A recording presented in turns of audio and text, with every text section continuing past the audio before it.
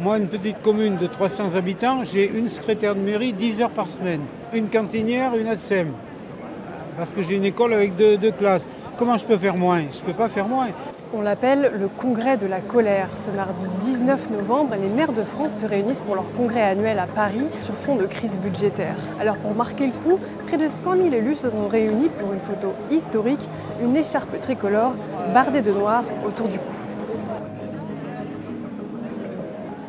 La fronde se concentre sur les économies demandées aux communes puisque le gouvernement prévoit de ponctionner 5 milliards d'euros aux collectivités territoriales. Et pour ces élus, ça ne passe pas.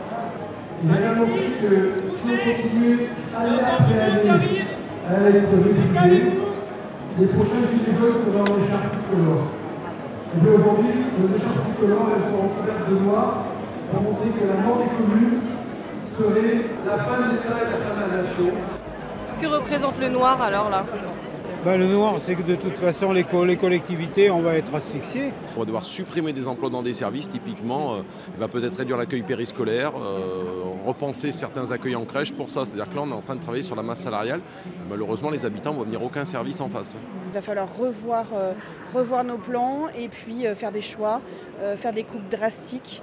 Mais malheureusement, entre une cantine et puis une bibliothèque, et quel est le bien-être des habitants? Je ne suis pas du tout contre les efforts, on fait déjà des efforts, parce que vous savez, dans les communes rurales, on fait des efforts tous les jours.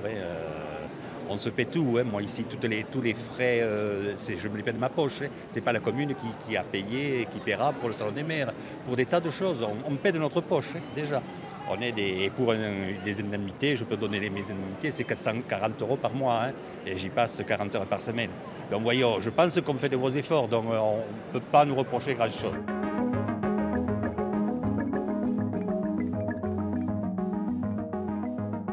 Vous attendez quoi du gouvernement là, dans la semaine? Que le gouvernement reconnaisse notre rôle important dans la démocratie locale, que les choix doivent être faits par nous et pas forcément par le gouvernement, et puis nous laisser un peu des ailes pour pouvoir nous appliquer sur le terrain ce dont les gens ont vraiment besoin. J'attends qu'ils nous écoutent et qu'il y ait un petit peu plus de justice et d'équité dans les économies à faire, et notamment qu'on touche plus aux économies sur le fonctionnement. Je pense qu'au niveau de l'État, il y a beaucoup de choses à économiser au niveau des dépenses de fonctionnement. Moi, ma grosse inquiétude, c'est qu'on est là pour faire, on est élu pour faire, on est élu pour agir, on est élu pour être l'assistante sociale, on est élu pour tout ça. Mais si on ne peut plus agir et si on n'a plus les moyens d'agir, moi, ça remettra peut-être en question la poursuite de mon engagement en tant que maire.